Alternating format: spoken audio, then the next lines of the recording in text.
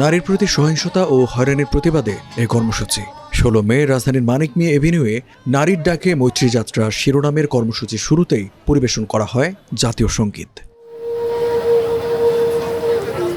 সমতার দাবিতে আমরা স্লোগানের এই কর্মসূচিতে অংশ নেয় প্রগতিশীল নারী, শ্রমিক, শিক্ষার্থী, শিক্ষক, সংস্কৃতি কর্মী, পেশাজীবী সহ বিভিন্ন শ্রেণী পেশার মানুষ।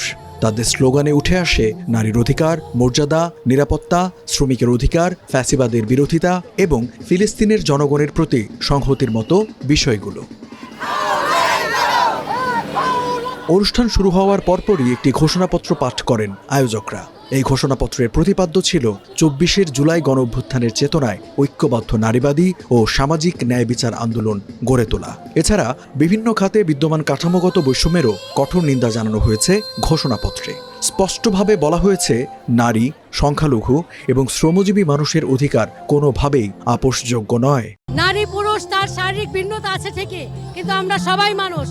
কর্মক্ষেত্রে নারী পুরুষের সমান অধিকার চাই এবং সম্পত্তিতে নারী পুরুষের সমান অধিকার চাই এবং কর্মক্ষেত্রে এই যে আমরা ঘর থেকে একদম গৃহস্থালী পর্যন্ত, গৃহস্থালী কর্মক্ষেত্র পর্যন্ত চলমান পথ থেকে শুরু করে একদম কর্মস্থল পর্যন্ত আমরা নিরাপত্তাহীনতায় ভুগি। আমরা এটা চাই না। আমরা কর্মক্ষেত্রে নিরাপত্তা চাই এবং সমান অধিকার চাই।